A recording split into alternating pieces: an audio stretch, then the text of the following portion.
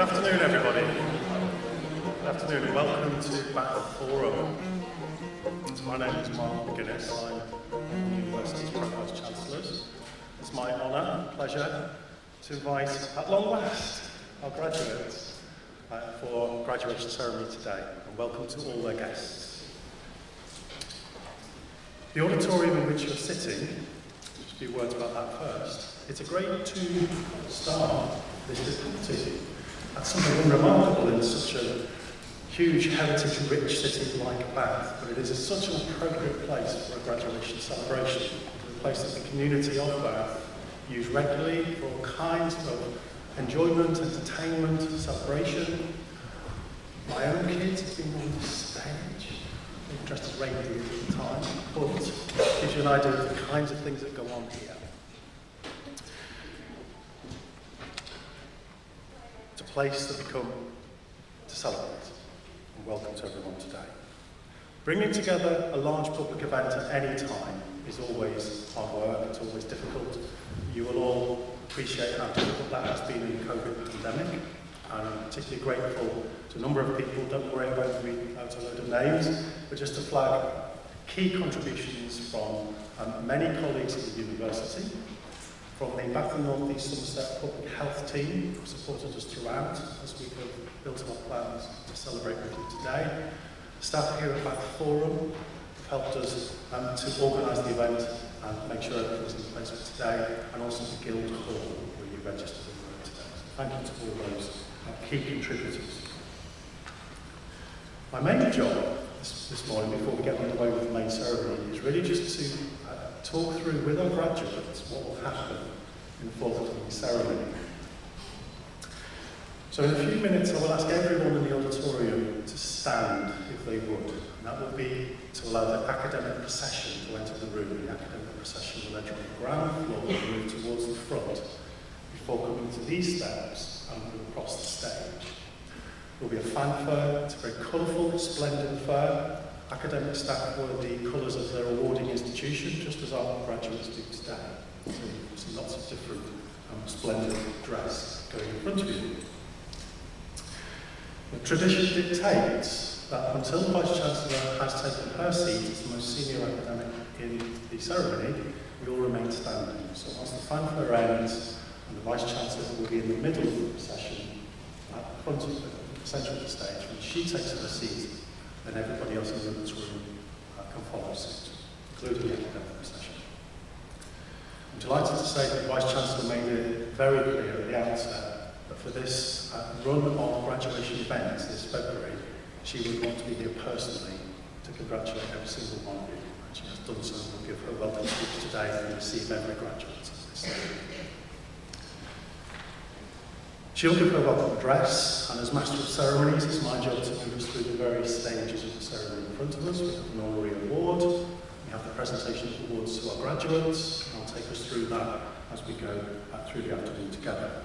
At the very end, I will ask you all to stand once again, the academic procession, to make its exit from the auditorium. They will go on the same side of the stage as usual. Now, at the end of the ceremony, graduates, please take note. We will exit you row by row by the doors you can see just to your left in the corner of the auditorium there. This allows us to get people out safely into the street outside for safe congregation and celebration. Academic staff will join you there as well, so you'll be going out a different way to that in which you came in. And audience members, guests, that will apply to you too, who will be exited and be invited to do so safely by our stewards as we exit. Clearly we need to try to avoid large bottlenecks in congregations, and we'll do our best to help everybody out safely. The street outside has got a traffic closure order on it, you'll be pleased to hear, so it's a safe place in which to celebrate outside. Now, graduates, we have a strict running order, and you've probably worked out already that you've been seated very deliberately in that particular order. That will match the order that our reader today has your names listed. So it's very important you do stay in that order. When you reach the stage, most of you will come up the steps, and I will greet you at the top of the steps. It's my job, it's an important one in a ceremony such as this, to make sure that everybody is on the stage before they launch off onto the stage to receive their award. So I may encourage you just to take a further step, just motion for you to come up to the top level. There's a blue carpet here at the top, and you should be on that blue carpet as your name is read. So that's my job to make sure you're there. When your name is read, you will cross the stage. The Vice-Chancellor will be in the middle of the stage, applauding you, and will also tip the hat to you as well, tip the hat if you feel you would like to. But take that moment to say thank you to your loved ones who are here today, to raise your fist, or, fist bump, moonwalk, you've had that as well, but all kinds of things. It's your moment, take your time, enjoy every moment. You are permitted, as you reach the steps, to remove your face covering, if you wish. You don't have to, it's up to you. You do have that choice. You can cross. So the historical record will be one that you treasure.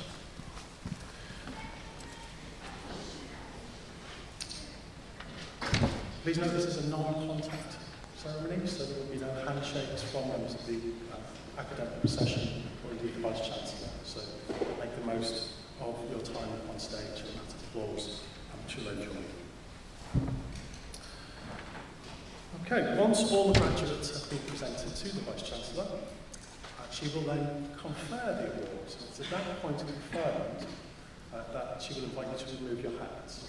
Again, that's a tradition, graduation ceremony, that the academic procession may remove their hats early in the proceedings, but only when instructed by the Vice-Chancellor after confirmed will you be invited to do the same. So we hope you're able to follow that tradition.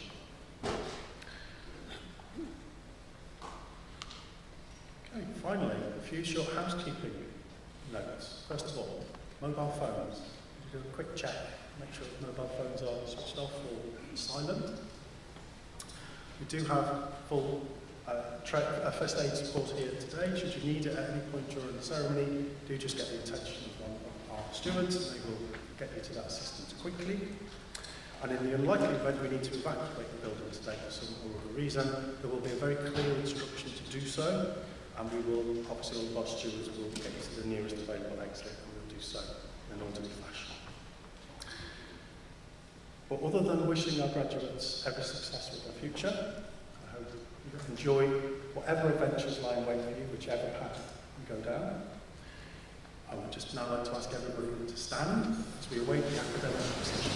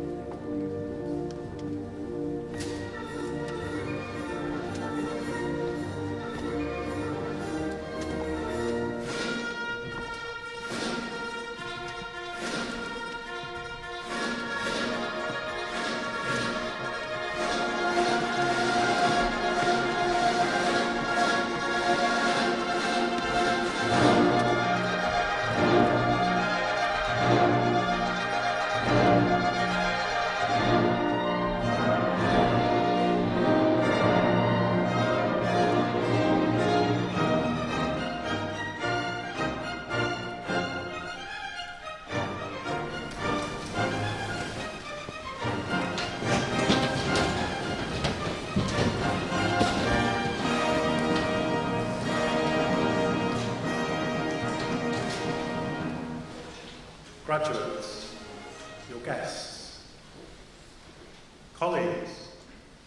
Ladies and gentlemen, I call upon the Vice-Chancellor, Bath University, Professor Sue Rigby, to open this graduation ceremony.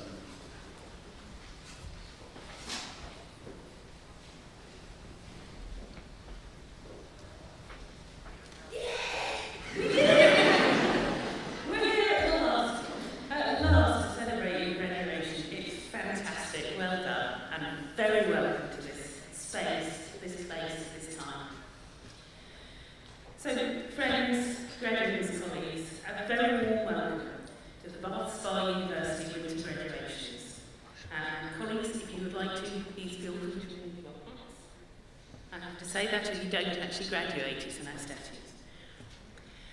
We're delighted to be able to hold this ceremony in this setting and very grateful to the staff of the Forum who do so much to facilitate your enjoyment of this event. And I'm also very grateful to all of the university staff who give up their time to support the event, who guide you, help you, reassure you. You'll know many of them from your years of study. They all have different day jobs, and I'm really grateful for the work they do in these days. But we're here to celebrate the fantastic achievements of our graduating students, both those who graduated in 2020 and 2021. You've all followed an unprecedented and difficult road to get here, and it's so good to see you at this special event. Each degree accomplished comes with a narrative of hard work, late nights, panicked visits to the library, coffee and stress-busting cakes, and sometimes other things with friends, and a growing sense of confidence and capability. Very few of us emerge unchanged from the process of studying for a degree, and indeed we shouldn't, or it wouldn't have served its purpose. As with any life-changing event, growing up, having children, falling in love, you can't imagine it until you've done it, and then everything is altered. You can't go back now. You are made new. Can I invite our graduates today to just take a moment to reflect on their own journey to this point? We are enormously proud of all that you've done, and none of us, especially those of us here to celebrate with you on the platform, think it was easy. But we also recognise that it was a unique journey for each and every one of you. Just take a minute to reflect on that journey now as you reach the end with such success.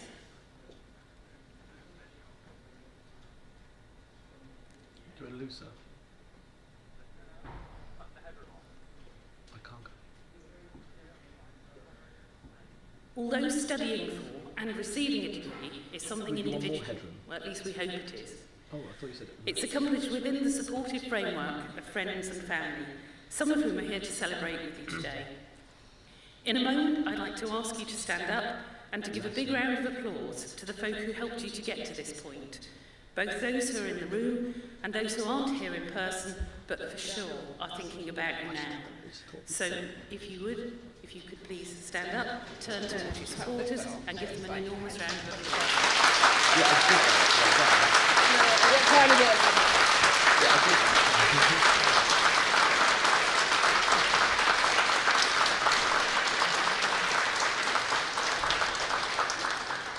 The tricky bit is to sit back down without treading on somebody's toes or losing your hat.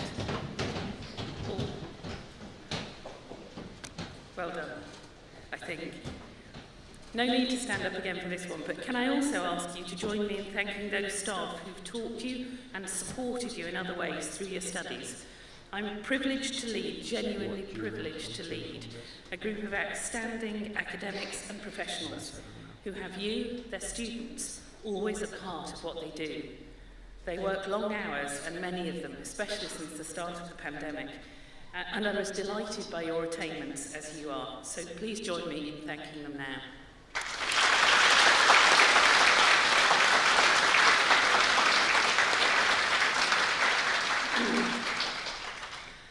This is a high point in the university calendar, a day of great joy, but also great sadness. You might think of the university as a set of buildings, or indeed as a set of academics, as a library, as a student union. It's not any of those things. A university is a community of learners, nothing more, nothing less. and you've been a central part of that community for a while now. As you leave, that community is lessened, and we miss you. While we'd have it no other way than that you graduate from our world and move on, you leave a big gap, and we are very sorry to say goodbye. But keep in touch. You're always part of the Bath Spa community. If we can help in any way, at any time in your future, let us know. And we'd love to hear about your successes and stories in the years to come. And we are a community to be very proud of. Our roots stretch deep, back into the 1850s. And since that time, some of Britain's finest artists and teachers have worked with us. But we are a university of the 21st century, designed to meet the challenges of a post-industrial, highly volatile and rapidly changing world. You graduate into uncertain times with an academic armoury that will allow you to thrive. You are creative, critical, analytical, able to dance on the margins of knowledge and open your mind to the unknown. You don't rush to quick decisions, you don't rush to blame. Rather, you bring your high-level academic skills to bear on a problem or an opportunity, and in doing so, you make the world a better place. A degree in education has never been more important. Education empowers the future and the people who will make it. It levels inequalities, opens opportunities, changes every child, changes the world. Your skills will help children and adults to be their best selves as you bring joy and challenge to their lives. However you choose to use your invaluable skills, we wish you satisfaction and fulfilment in the years to come. Success for you may be out in the world, or it may be inside a small group of valued family and friends. But remember, from here on, there is no external metric of achievement, only a small voice inside that expresses pride and determination as you make your way through life. But if I had to choose a set of people to make a difference and to make things better, it would be you, our graduates. And just now, I can ask no less of you than that you thrive in your life journeys, that you make a difference, and that in doing so, piece by piece, you change everything. You have the rest of your lives to spend, and I will be delighted to watch as you spend them wisely and for the benefits of others in these confusing and challenging times. So, well done, graduates. Have a great day. You've earned it, and I congratulate you.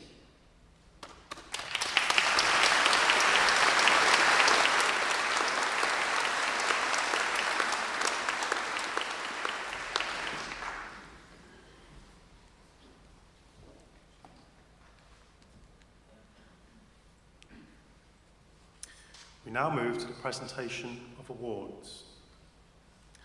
The university has within its gift the authority to award honorary degrees to individuals whose achievements and activities are resonant with the core values of our institution. We now make one such award, and I'm very pleased to invite Professor Alison McVean to propose the award of Honorary Doctor of Letters to Lord Jonathan Evans.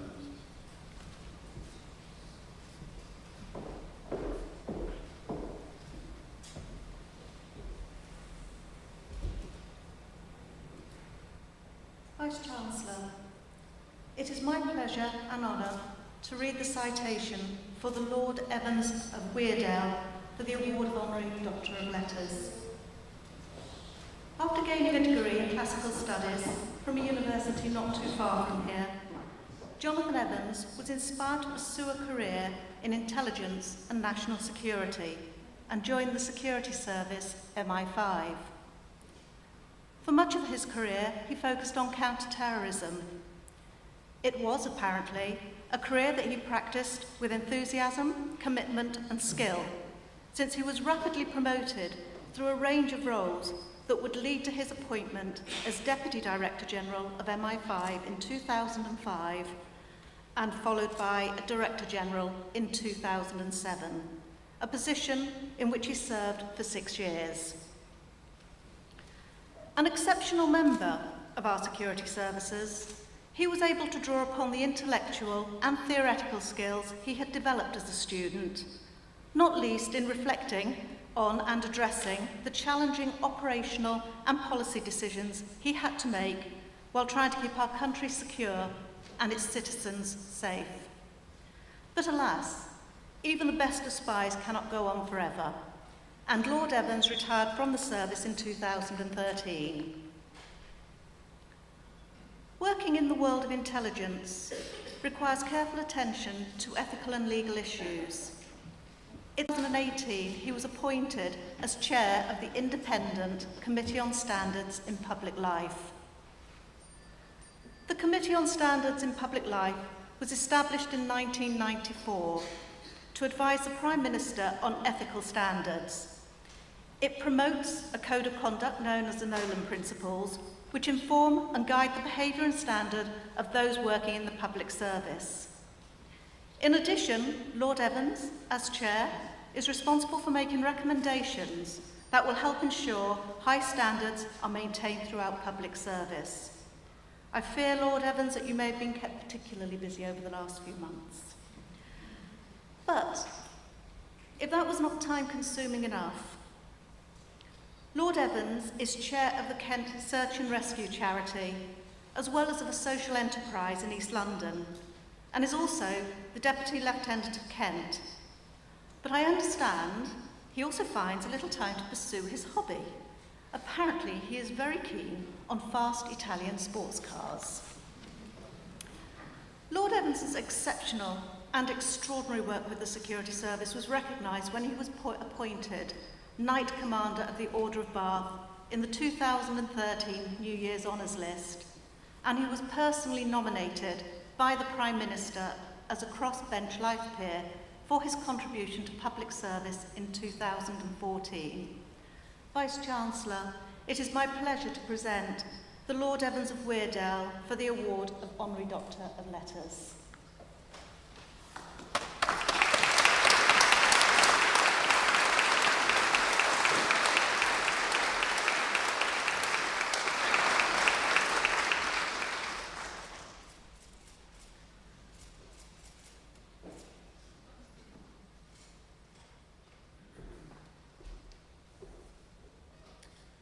Vice-Chancellor, Professor McVeigh, ladies and gentlemen, it's a great honour to be awarded an honorary doctorate from Bath Spa University. Shortly after my own graduation, I joined MI5. The kind citation suggested that this showed great foresight for a future career.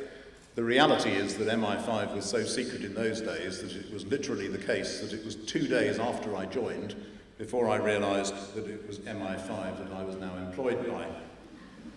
Nevertheless, I continued in that career, and I continued in the career for over 30 years, ending up as Director General. And I sometimes reflect as to why it was that I stayed in that one organisation for such a large part of my career. And I think I could say that there are 3 particular reasons. The first, and perhaps in some ways the most important, was that working in MI5 was persistently interesting. You were always learning new things, you were always meeting different and interesting people, and you therefore remained focused and stimulated by the work.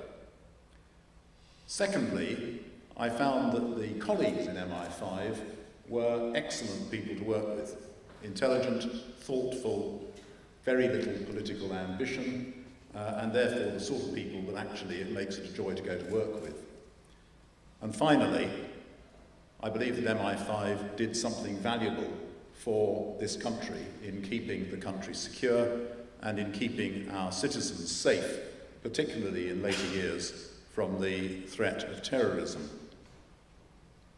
When I was Director General of MI5, one of the initiatives that I took was to reach out more actively to the universities, partly because the universities are, of course, a vital part of our society, a massive contributor to our economic well-being, and also, of course, from my point of view, a source of great expertise. And we found it very valuable to be able to discuss the issues that we were addressing professionally with those who had studied them in their academic lives for all of their time.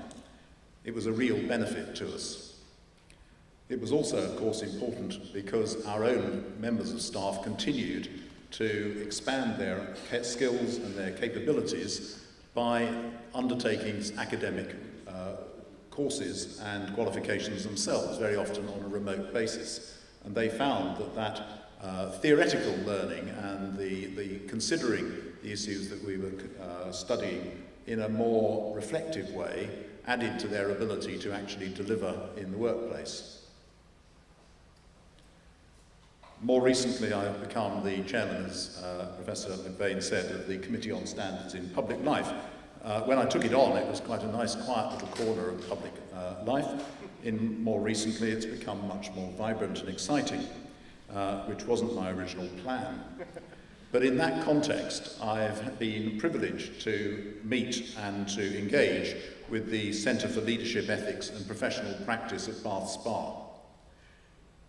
That centre seems to me to demonstrate the value that academic endeavour can give to those facing real life problems. I was very struck when I went down to an event at the centre to meet senior police officers who sang the praises of the centre, to meet senior members of our naval service who again were welcoming the opportunity to reflect on their ethical practice as war fighters and recognising that the mere pressure of everyday operational demands does not excuse you from thinking carefully about the ethics of what you are doing. And that opportunity to reflect, to research and to learn is particularly well nurtured in an academic environment. You may say, well, this is a strange thing for an ex-classicist to be talking about, because you don't go to university and read Herodotus and Suetonius because you think they might have practical application in the workplace. That's, of course, true, although I do note that many people in various parts of the British environment are themselves classicists. I would mention in passing the Prime Minister, but also senior journalists and many others, including some people who are very prominent in the technology industries and the very fast-growing digital world. So that tells me that it is as important to follow something that you enjoy and find interesting and acquire skills in doing so, as it is merely to pursue academic qualifications as a route to a career, worthy as that also is. I do believe that following your interests will be enlightening, and it will also make the work of academic study more refreshing than it would be if you are merely feeling that you have to do it. But the critical thing, and I think the thing I will end on, is to say that, of course, our education does not finish after our first degree or even a second degree. Continuing to learn, to develop, to reflect, to judge what we are doing against our theoretical understanding as well as our practical experience seems to me to be an absolute key to an enjoyable and interesting and intellectually stimulating career. And I think there are probably relatively few of those who will be graduating today who will end up doing what I did and doing a full career in one institution. As working lives extend, as the nature of our employment changes, we will be moving from challenge to challenge, and in that context, education will continue to play a vital part. Thank you.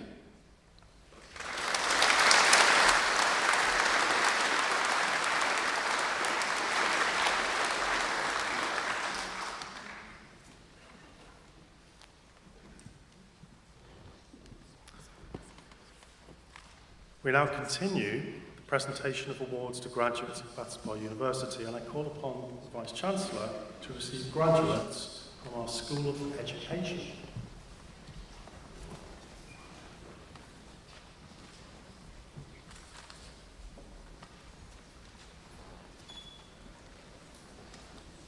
Vice-Chancellor.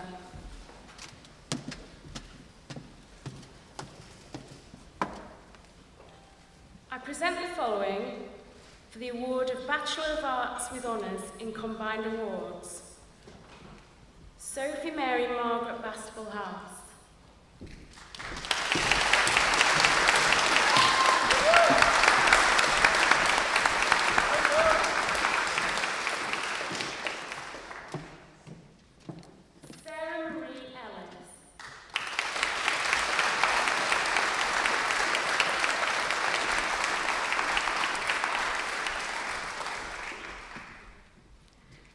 Maria Louise Miles.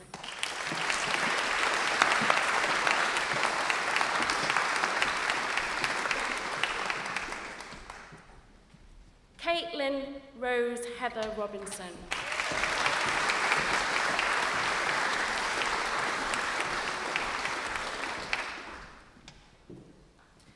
I present the following for the award of Bachelor of Science with Honours in Combined Awards.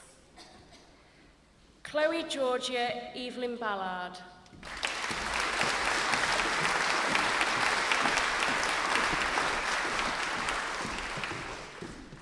Oliver Noah Mackenzie.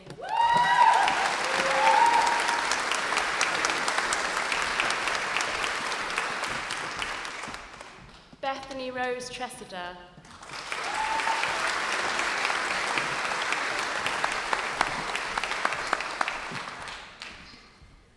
I present the following for the award of Bachelor of Arts with Honours in Early Childhood Studies. Charlotte Rose Black.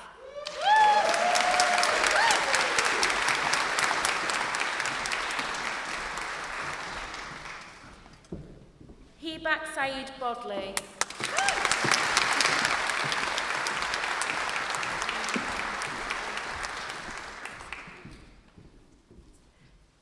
Emily Catherine Ford.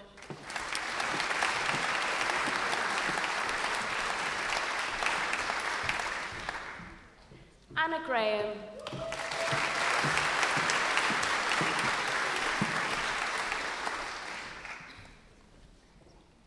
Victoria Elizabeth Harris.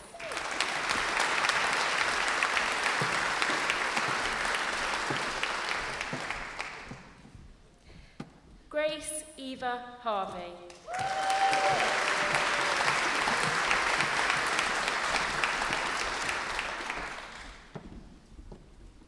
Lucy John Kwayu.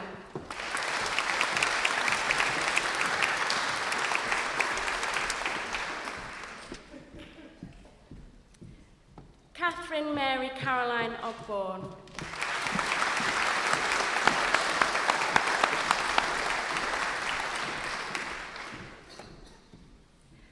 I present the following for the award of Bachelor of Arts with Honours in Education, Primary and Early Years. Hayley Jane Barrett.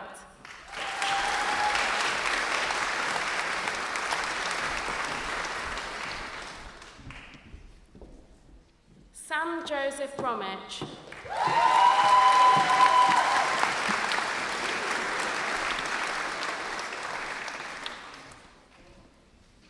Shannon Jane Brown.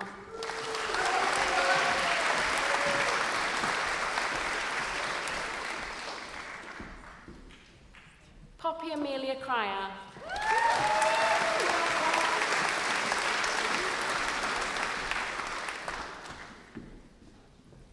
Emma Louise Gibson.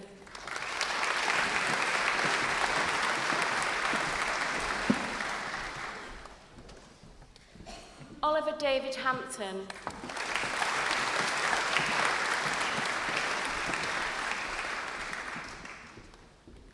Isabel Ann Harris.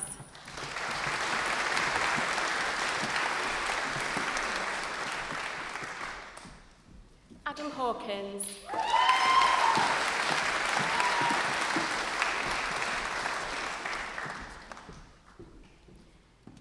Ebony Lee James.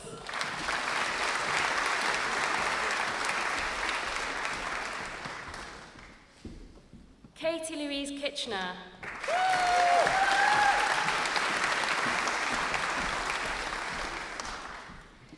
Lee Key Lam.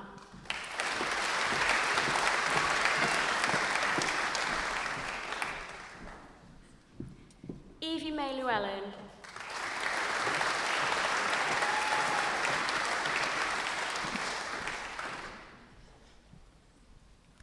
Georgia Rose Martin.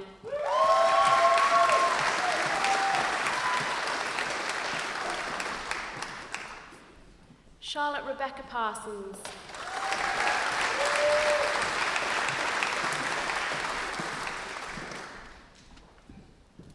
Sophie Rose Powell.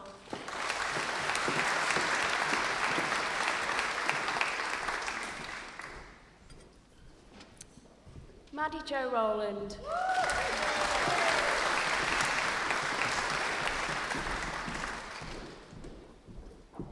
Amy Danielle Silito.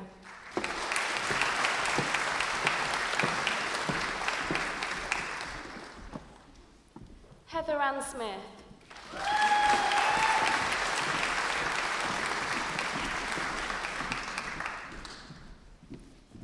Hannah Beth Boot.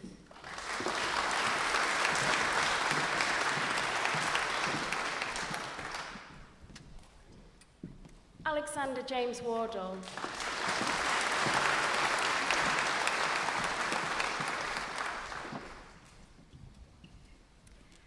I present the following for the award of Bachelor of Arts with Honours in Education Studies. Amira Hanan Ahmed.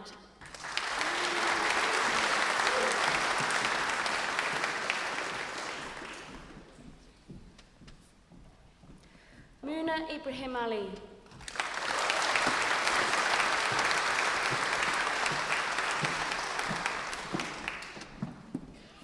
Annalise Michaela Black.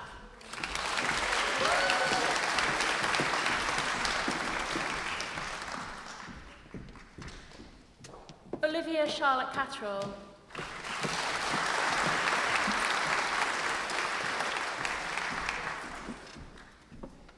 Hannah Griggs.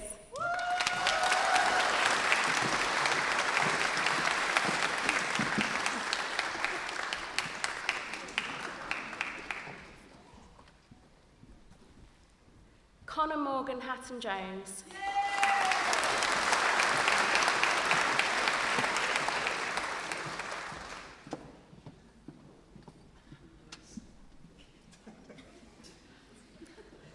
I'll repeat. Connor Morgan Hatton-Lewis. Apologies.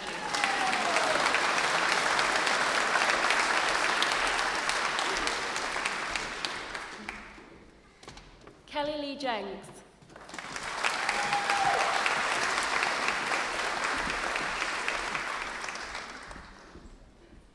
Ashley Olivia Lewis.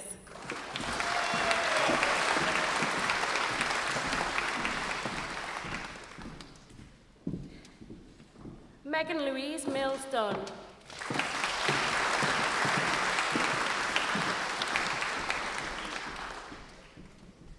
Catherine Louisa Parsons.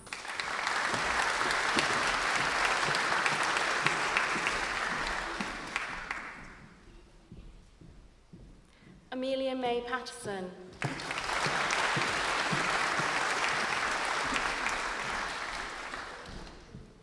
Josh Romain.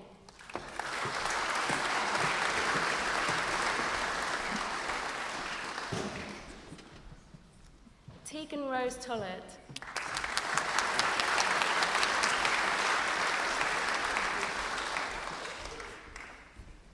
Tia Louise Watson.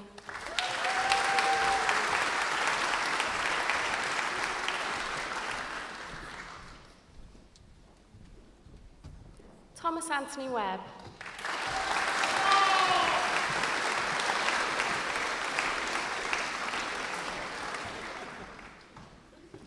Kashana Marjorie Williams.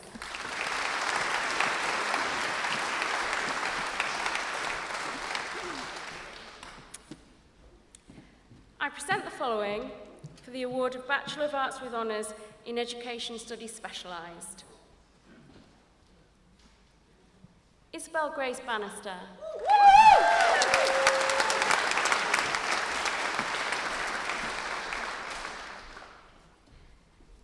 Phoebe Rose Vaughan Carey.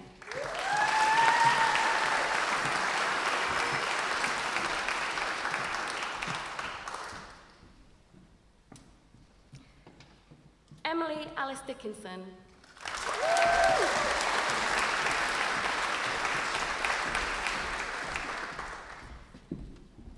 Molly Isabel Hales.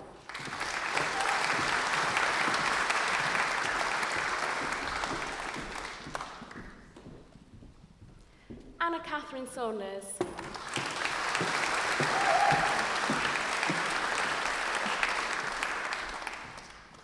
Victoria Grace Tucker.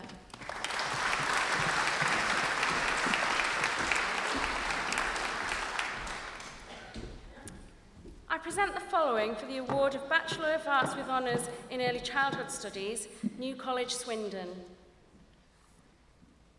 Alice Rose Day Cook.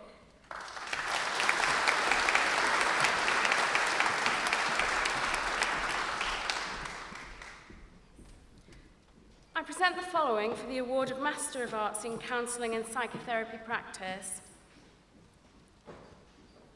Bilal Haddad.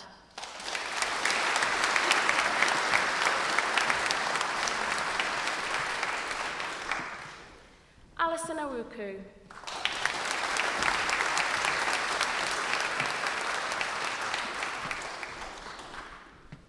Louise Ann Becker.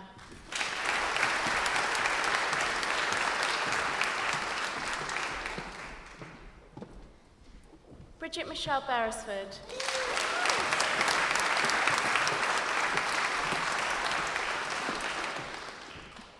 Samantha Ann Cracknell.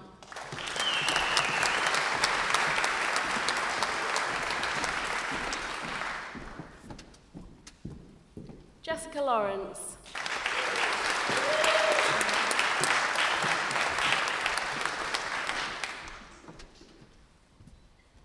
Karen Patricia Paris.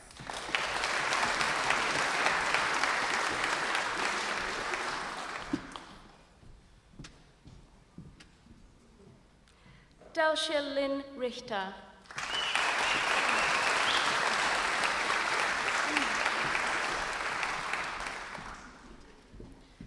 Baljit Kaur Sandhu.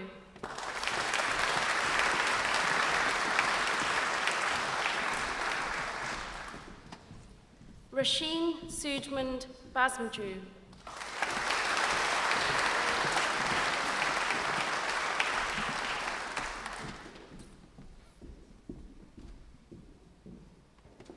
I present the following for the award of Master of Arts in Education, Early Childhood Studies. Claire Mary Louise Fletcher.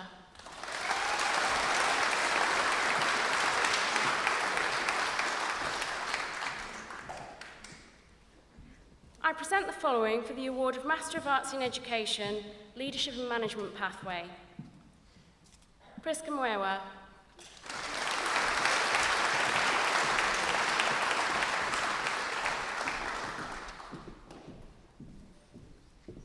I present the following for the award of Master of Arts in Educational Leadership. Maria Rose Cordelia Abbott.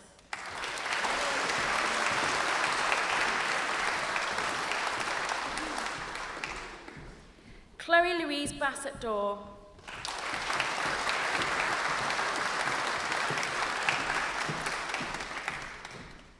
Isabel Grace Eddy.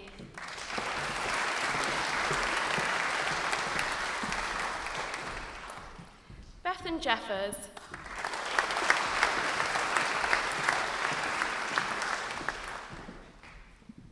Rebecca Margaret Jones.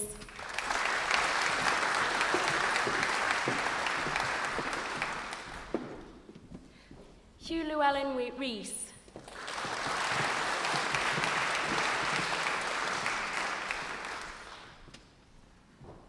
I present the following for the award of Master of Arts in Inclusive Education. Lorna Jane Brooke.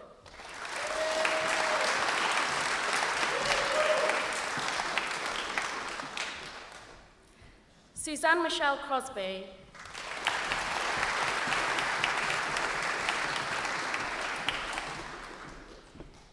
Lisa Samantha Heaton.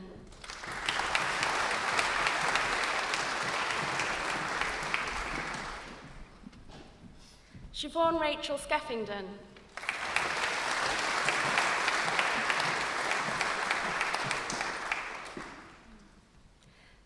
Sarah Louise Sturge.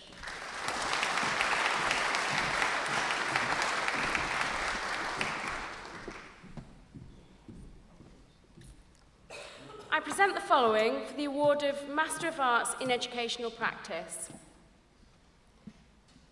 Leonora Sophie Ashby Parkin.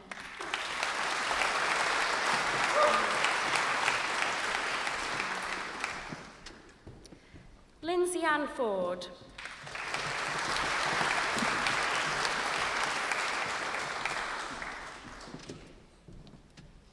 Catherine Ann Hinchy.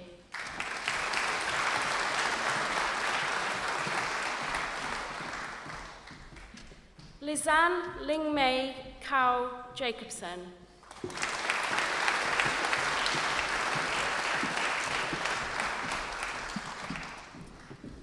Susan Jennifer Nurse.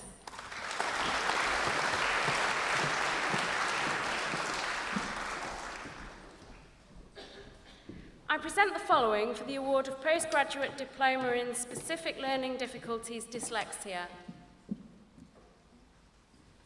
Marjorie Moselle Pereira.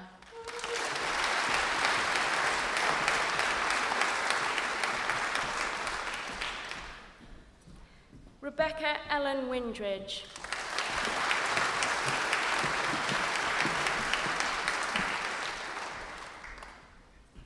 I present the following for the award of Master of Arts in Specific Learning Difficulties Dyslexia.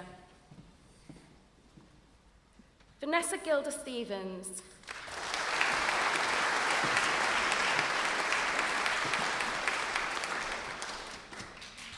Adahunmi Tamiwa Hastrup.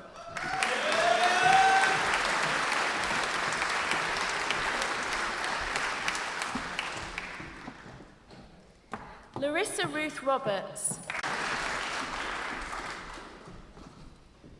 Grace May Wakelin.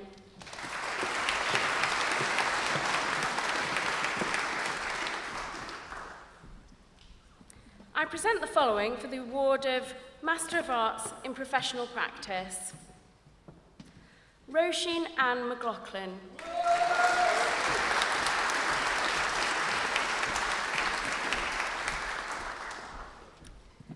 Lucy Irene Welling.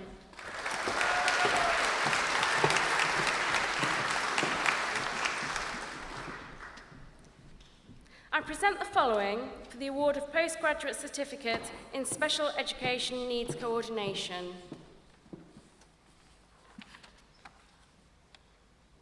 Catherine Elizabeth Allwood.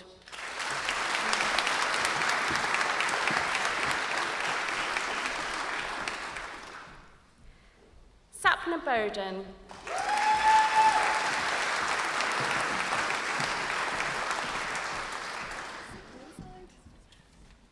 Catherine Margaret Lowe.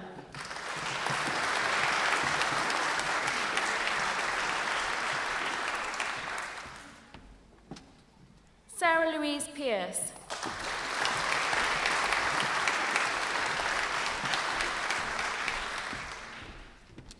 Victoria Thomas.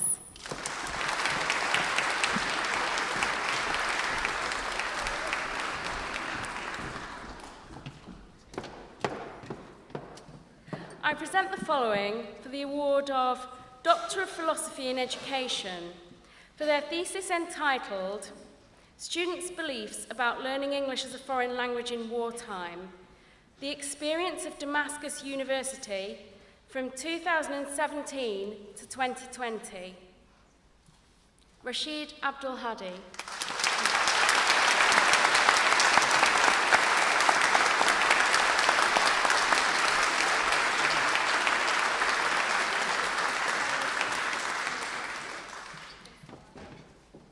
I present the following for the award of Doctor of Philosophy in Education for their thesis entitled A Case Study Exploring the Impact of Parental Deployment on the Well-Being of British Army Children in the Preschool Years. Georgina Normile.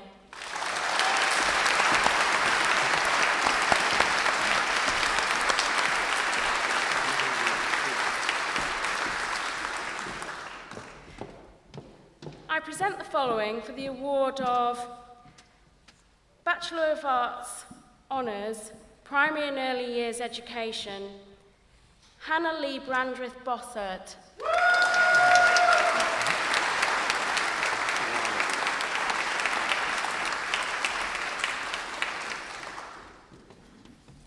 I present the following for the award of Master of Arts in Educational Leadership and Management, Hannah Brierley.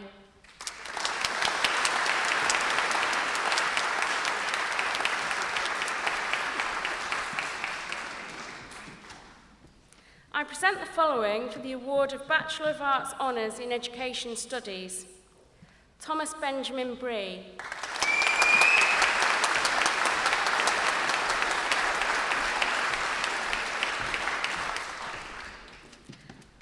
I present the following for the award of Bachelor of Arts Honours in Education Studies, Scott Morris.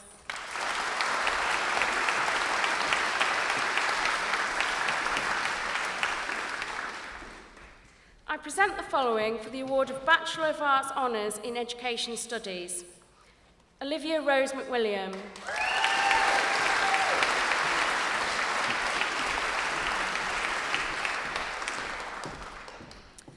I present the following for the award of Bachelor of Arts Honours in Early Childhood Studies, Riley Bedford.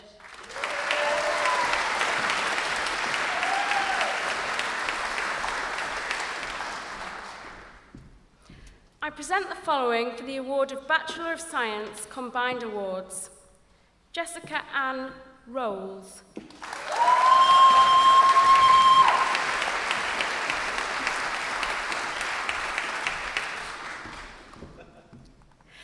I present the following for the award of Master of Arts in Teaching English to Speakers of Other Languages, Alistair James Wilkinson.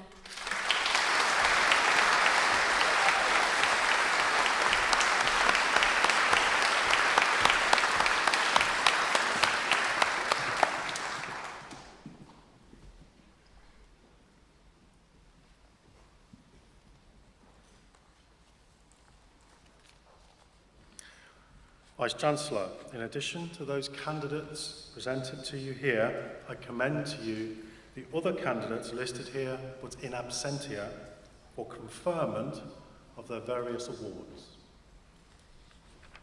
By my authority as Vice-Chancellor of Bath Spa University, I confer the awards of those candidates here present and those in absentia. Graduates, in the traditional way, but I can't say how for health and safety reasons, you may now remove your hats. Well done!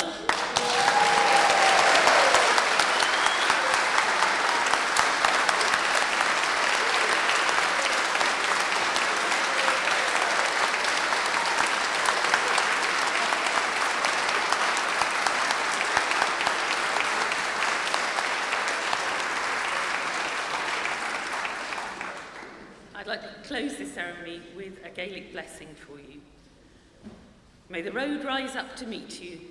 May the wind be always at your back. May the sun shine warm upon your face, the rains fall soft upon your fields. And until we meet again, may your God hold you in the palm of his hand. Ladies and gentlemen, I declare this ceremony closed.